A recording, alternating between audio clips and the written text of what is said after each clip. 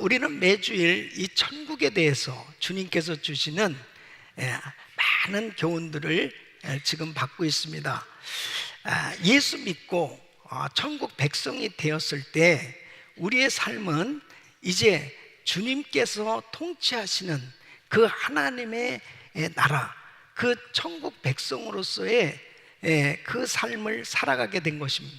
이 천국 백성답게 살기 위해서는 천국의 삶의 원리를 제대로 이해하지 않으면 하나님께서 주시는 이 천국의 기쁨과 은혜와 평강을 누리면서 할 수 없는 것입니다. 오늘 이 말씀은 이 천국의 본질은 용서에 있다 하는 것을 지금 말씀하고 있습니다. 자, 그러면 왜 우리 주님께서 이 천국의 이 교훈하고 이 말씀을 연관시켜서 우리에게 천국 백성이 살아가면서 정말 이 땅에서 천국의 평강과 그 은혜와 축복을 누리고 살 수 있는 길이 바로 용서함에 있는 것을 알려주시는 하는 것은 바로 우리가 살고 있는 이 세상이 천국이 아니기 때문입니다. 악한 세상이기 때문입니다. 끊임없이 수많은 사람들이 죄를 지으면서 살아갑니다. 속이고 죽이고 그리고 파괴하고 그 일로 인해서 엄청나게 많은 사람들이 피해를 입는 거예요. 그 피해를 당한 사람들의 마음에는 분노가 있습니다. 증오심이 생겨요. 그리고 수많은 사람들이 눈물로 수많은 날들을 지새우고 그리고 고통 속에 살아가고 있습니다. 그러니까 많은 사람들이 정말 용서해야 될 일들이 점점 많아지고 있는 거죠.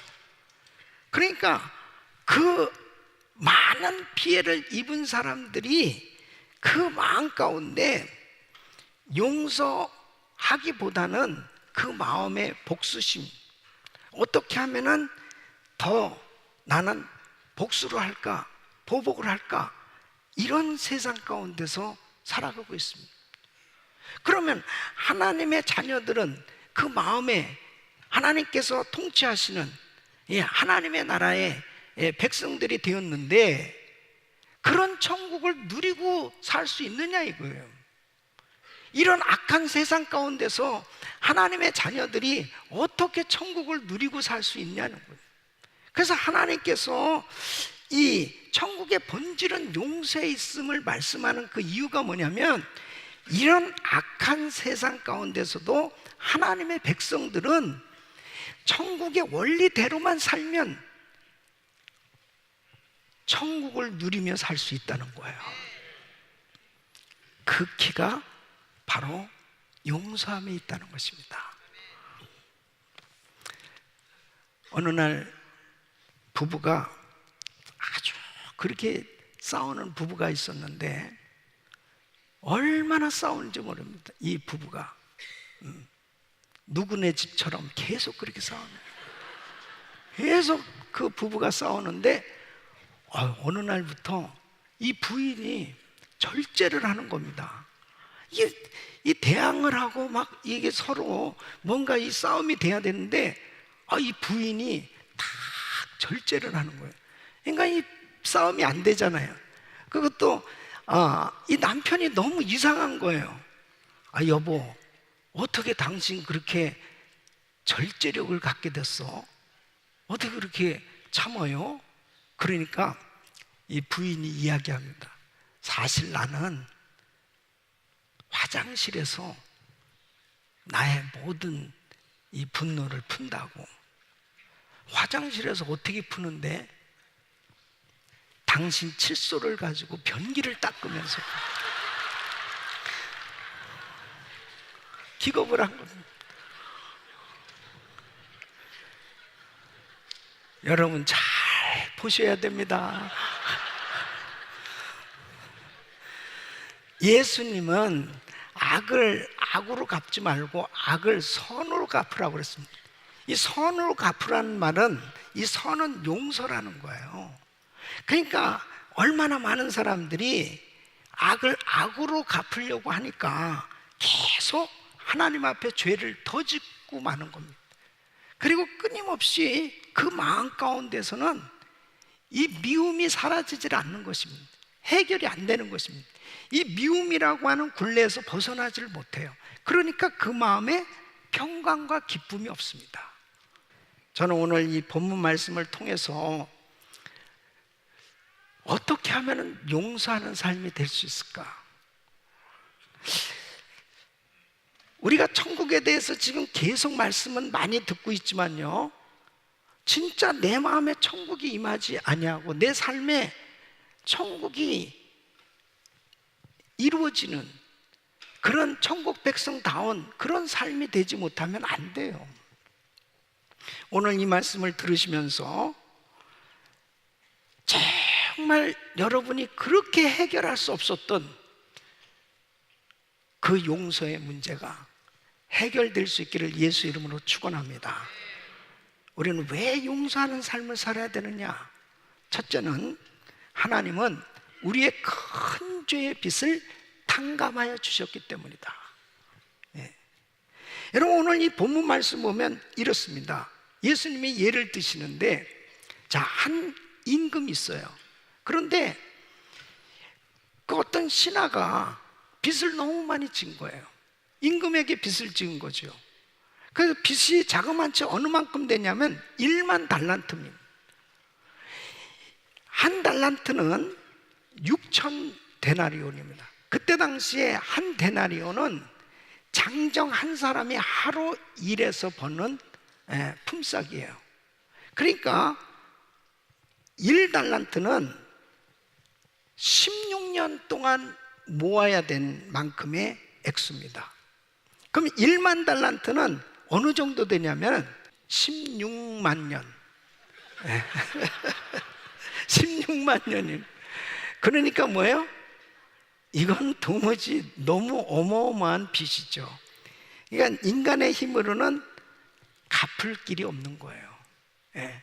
그러니까 이 신하가 살려달라고 애원을 합니다. 임금이 뭐라고 그러냐면, 너 처자식, 가옥, 전토, 재산 모든 것 다 팔아서 빨리 갚어.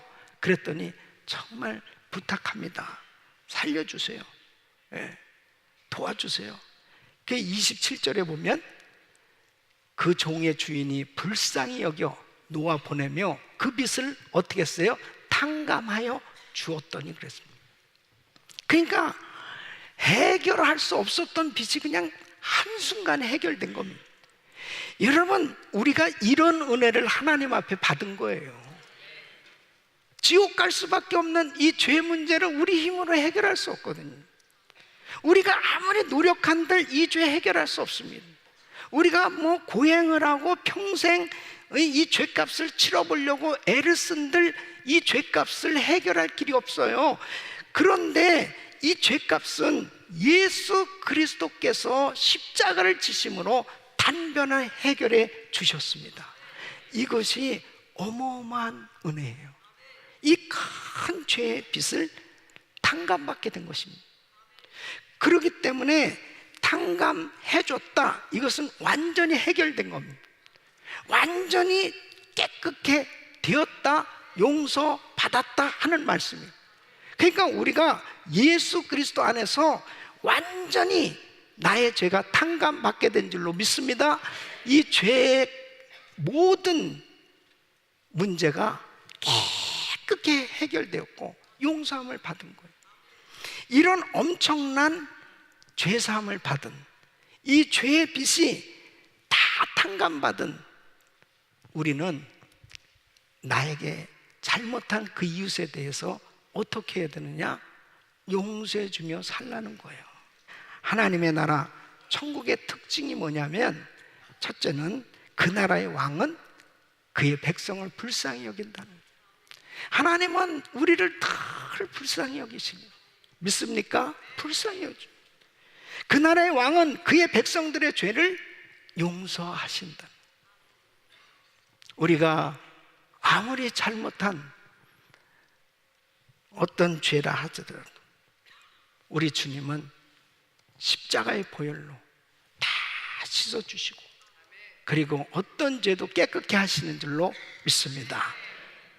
그 긍휼을 경험한 우리는 이제 이웃을 향해서 용서해 주며 살 때 바로 하나님의 나라, 그 천국의 기쁨이 우리 마음에 임할 수 있다는 것입니다. 할렐루야. 여러분, 미국에 강철 왕 카네기의 일화가 있습니다. 이분이 그 성공한 비결이 여러 가지가 있지만은 그의 넓은 마음이 그의 삶에 큰 축복이 되었다는 것입니다. 근데 그렇게 넓은 마음을 갖게 된 그 계기가 있었다는 것입니다. 이분이 젊어서 이 회사에서 어떤 일을 했냐면 회사 공금을 운반하는 그런 일을 했답니다. 근데 어느 날 기차를 타고 이제 회사에서 받은 큰 공금을 가지고 물건을 사러 가게 됐습니다. 그 기차를 타고 가는데 너무 피곤해서 졸다가 그 돈 보따리를 놓친 거예요. 그래가지고 기차 창문 바깥으로 떨어졌습니다. 철돌길에 떨어진 거예요. 얼마나 놀랐겠습니까? 이 큰일 난 거예요. 이거 어마어마한 돈이었답니다. 그때 당시로. 그러니까는 이제 기관사에게 막 가는 거예요. 예. 근데 또 막 사람들도 있고 그러니까 기관사 앞에 가기까지는 오랜 시간이 걸렸답니다. 그 기관사 앞에 갔대요. 큰일 났습니다. 이거 회사 공금인데요. 이거 없으면은 우리 회사 큰일 납니다. 이거 기차를 세워주세요. 그리고 후진해가지고 가가지고 그거를 그 돈가방을 찾아야 됩니다. 지금 같은 말도 안 되는 얘기죠. 예? 어떻게 기차가 그렇게 될 수 있어요? 쓰는 것도 어려운데 또 후진해서 가가지고 그걸 찾는. 근데 기관사가 너무나 어쨌든지 간에 이 카네이가 너무 막 안타깝게 애원하고 뭐 난리를 쳤는지 정말 스탑해가지고 후진해서 가가지고 진짜 돈가방을 찾았답니다. 그 사건은 그에게 있어서 결정적으로 자기 인생에 변화를 갖게 된 그런 동기가 됐다는 것. 그는 결심했답니다. 앞으로 내가 살아가는 동안 누가 나에게 결정적인 실수를 해도 일부러 한 일이 아니라면 용서하는 마음으로 살아가겠다고 각오했답니다. 여러분, 이 사람에게 있어서는 엄청난 일이었습니다. 자기 이 한순간의 실수가 큰 죄로 많은 사람들에게 어려움을 줄 수 있었는데 자기를 도와줬던 그 고마운 기관사, 그 긍휼함을 잊고서 인생이 이렇구나. 여러분, 영원히 지옥 갈 수밖에 없었던 난데 정말 내가 한 일이 하나도 없는데 죄만 짓고 살았던 나를 우리 주님께서 그 십자가에서 그 귀하신 보혈을 흘려주심으로 나의 모든 죄가 사함받고 내가 천국 백성이 되었다면 나는 어마어마한 하나님의 긍휼과 사랑을 입은 이 놀라운 하나님의 사랑, 이것을 확실하게 깨닫는다면 이웃을 향해서 용서하는 삶이 될 수 있는 줄로 믿습니다. 이것이 깨달아져야 됩니다. 내가 얼마나 큰 빚을 탕감받았는지. 두 번째는 왜 용서하는 삶을 살아야 되는지, 아버지의 뜻이기 때문에. 여러분, 오늘 이 본문 말씀 보면 1만 달란트 빚진 사람, 이 사람이 탕감받았을 때 어떻겠습니까? 너무 기뻤어요. 그래서 기뻐가지고 집으로 가는 그 도중에 길가에서 동료를 만났는데 이 동료는 자기에게 100데나리온을 빚진 사람입니다. 이 빚진 사람을 붙들고 빨리 돈 갚으라고 이야기합니다. 그러니까 이 동료가 이야기하는 거죠. 아유, 조금만 참아주게, 조금만 참아줘요. 예? 내가 준비해서 곧 갚겠습니다. 안 돼, 지금 갚어. 조금만 기다려줘요. 안 된다니까. 지금 갚어. 조금만 기다려줘요. 감옥에다가 집어넣었어요. 다른 동료들이 그 광경을 보았습니다. 그리고 그 소식이 왕에게 전달됐습니다. 왕이 이 1만 달란트 탕감받은 사람을 부릅니다. 32절로 33절 보면 이의 주인이 저를 불러다가 말하되 악한 종아, 내가 빌기에 내가 내 빚을 전부 탕감하여 주었거늘 내가 너를 불쌍히 여김과 같이 너도 내 동관을 불쌍히 여김이 마땅치 아니하냐 하고 그랬습니다. 용서받은 사람은 반드시 용서하는 삶을 살아야지, 용서받은 사람이 용서하지 않는다면 하나님의 준엄한 심판이 임할 것을 말씀하시는 거예요.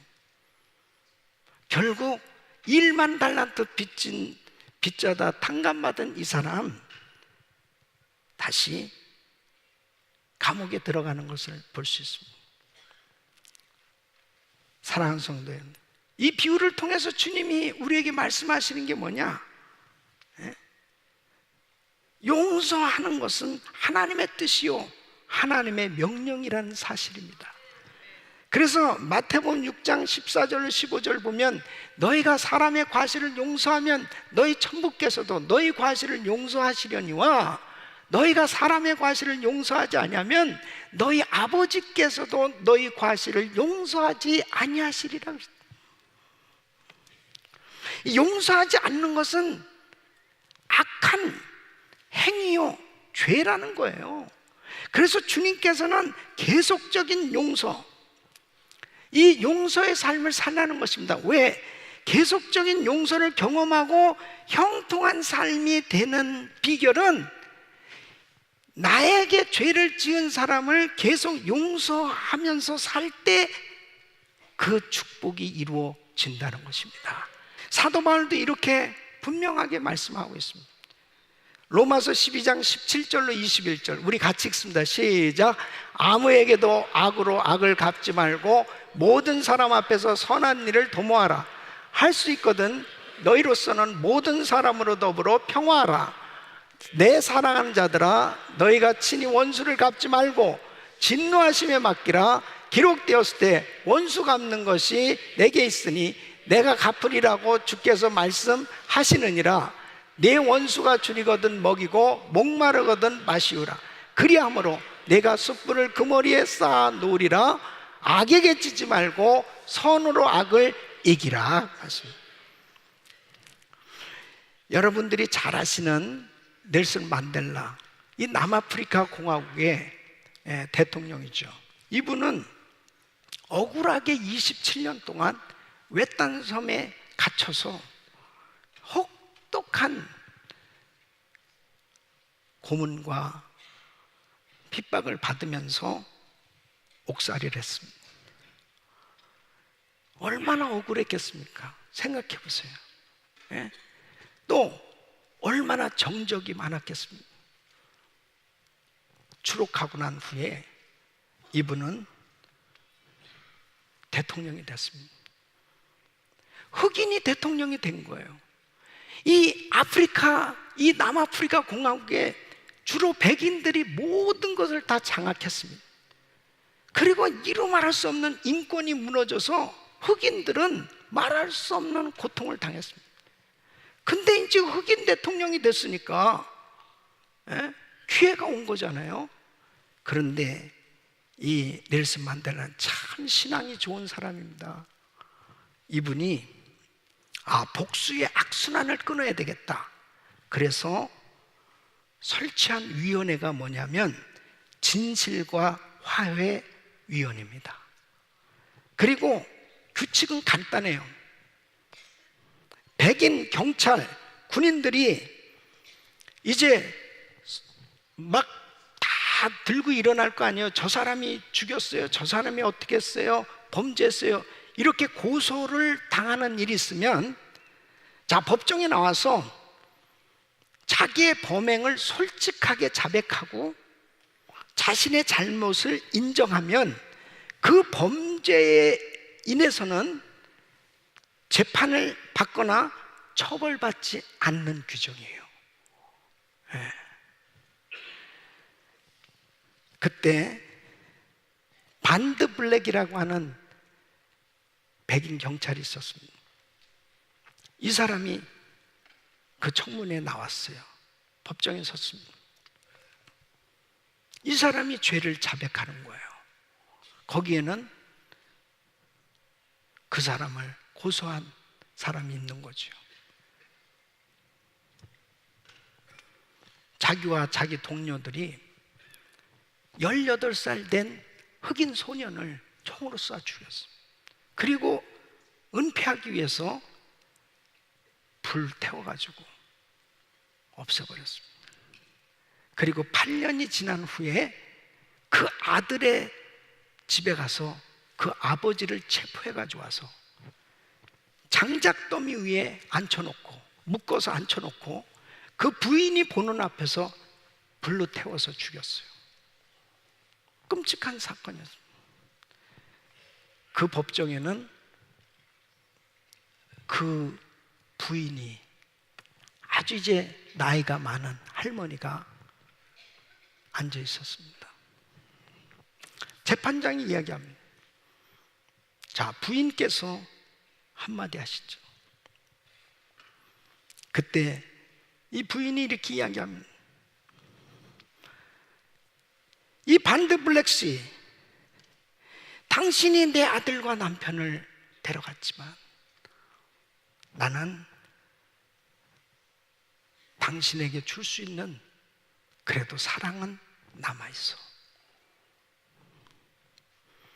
한 가지 요청하는 것은, 두 가지 요청했는데, 한 가지는 우리 남편 장례를 제대로 잘 치르게 해줄 것과, 한 가지는 이 반드 블랙스가 한 달에 2번은 우리 집에 와서 나하고 시간을, 대화를 나눌 수 있는 그런 기회를 주세요.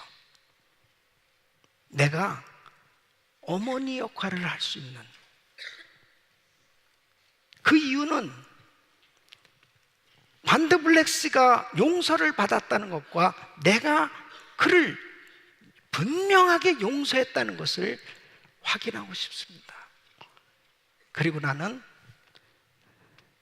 이 사람을 정말로 용서했다는 것을 알리기 위해서 내가 이 사람을 안아주겠습니다. 그래서 그 아들과 남편을 무참하게 살해한 그 경찰관을 안아주는 거예요. 우리는 정말 다 이론은 알면서도 잘 안 되잖아요. 복수해야 속이 후련하고, 그런데 복수한다고 속이 후련합니까? 절대로 후련하지 않습니다. 마음이 더 답답하고 더 힘들고 더 어려워지고 더 지옥 같은 생활이 되는 것입니다. 그래서 주님께서는 참 자유와 평안의 삶을 살게 하시기 위해서 용서의 삶을 살라는 겁니다. 용서하지 않으면 결국 자신도 용서받지 못하게 되는 거예요. 그러니까 35절에 이렇게 말씀하고 있습니다. 너희가 각각 중심으로 형제를 용서하지 아니하면 내 천부께서도 너희에게 이와 같이 하시리라. 그러니까 용서받지 못한 삶이 어떻게 자유함이 있겠습니까? 어떻게 평강이 있겠습니까? 어떻게 은혜가 있겠습니까? 결국 영적으로는 감옥 생활을 하는 거예요. 너무 고통스러운 것입니다. 용서하지 못하면 마귀가 틈타서 계속 역사하기 시작합니다. 상처는 점점 커져요. 결국 쓴뿌리가 남아요. 그 쓴뿌리 상처로 인해서 지옥 같은 그런 생활이 되는 것입니다. 히브리서 12장 15절에 보면 너희는 돌아보아 하나님 은혜에 이르지 못하는 자가 있는가 두려워하고 또 쓴뿌리가 나서 괴롭게 하고 많은 사람이 이로 말미암아 더러움을 입을까 두려워하고. 예? 미움은 관계를 파괴시키는 것입니다. 여러분, 용서해야 다른 사람의 상처를 치유할 뿐 아니라 우리 마음의 상처도 치유받게 되는 줄로 믿습니다. 어떤 여자 집사님이 어느 날부터 우울한 거예요. 우울증이 오는 거예요. 그리고 가슴이 벌렁벌렁하고 막 답답하고 통증이 오는 거예요. 너무 힘들어서 병원에 가서 검진을 받는. 아무리 병원에서 각종 검사를 해봐도 원인을 모르는 거예요. 이제 목사님하고 상담을 하게 됐습니다. 가정에 아무 문제가 없어요. 남편도 잘해주고 자녀들도 잘 자라고 너무 좋아요. 그런데 한 가지를 발견하게 됐습니다. 친정 아버지에 대한 분노가 있었습니다. 얘기를 들어보니까 젊었을 때 아버지가 술을 그렇게 많이 마십니다. 술만 마시면은 집에 돌아와서 그렇게 어머니를 굿하는 거예요. 어머니만 굿하는 게 아니고 어린 아이들을 그렇게 때리는 거예요. 심지어 자기는 여잔데도 자기까지 그렇게 구타를 했다는 거예요. 그때 자기는 작정했답니다. 아버지 용서 못해. 너무나 동네 사람들에게 창피하고 그 수모 수치, 절대로 나 아버지 용서 못해. 그 마음의 증오심이 독버섯처럼 그 마음에서 자라고 있었어요.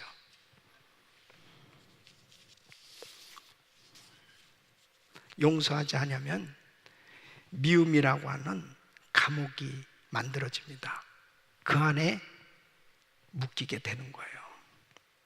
여러분, 감정적으로 보면 용서할 때 치유받게 되는 줄로 믿습니다. 너무 놀라운 것은요, 그렇게 해결 안 됐었는데 진짜 용서하니까 치유가 돼요. 예? 진심으로 용서하도록 불쌍히 여길 수 있는 마음 가지면, 하나님의 말씀에 순종해서 용서하는 것이 하나님의 뜻이고 용서하는 것이 하나님께서 나에게 천국 백성에게 명령하신 말씀이라면 이후 여하를 막론하고 내가 먼저 용서해 줄 때 우리 주님은 모든 것을 책임져 주시는 줄로 믿습니다. 우리 가정을 좀 생각해 보고 우리 가정교회를 좀 생각해 보고 멀리 볼 거 없어요. 우리 가정은 건강한가? 이렇게 좋은 성도들이 모여서 함께 같이 신앙생활을 하면서도 당신은 되고 당신은 안 되고 저 사람하고는 신앙생활 같이 할 수 있고 저 사람하고는 못하고 이런 것들이 우리 교회는 없겠지만 저기 저 우주에는 있어요. 우주에는. 예? 그러면 안 되잖아요. 그건 천국 백성의 삶의 자세가 아니에요. 스데반이 진심 어린 용서를 했을 때 사울이 바울로 바뀌어지는 위대한 역사가 일어난 줄로 믿습니다. 우리 가정을 살리는 길은 용서예요. 우리 가정교회를 살리는 길은 용서예요. 우리의 삶이 정말 행복한 그러한 삶이 될 수 있는 길은 용서예요. 바로 주님이 나를 그냥 있는 모습 그대로 인정하고 용서해 주신 것처럼 우리도 주님 말씀에 순종해서 용서할 때 하나님께서 우리에게 이루 말할 수 없는 평강과 은혜를 주시고 놀라운 축복의 삶으로 인도하실 줄 믿습니다. 이런 은혜가 우리 성도님들에게 임하길 예수 이름으로 축원합니다.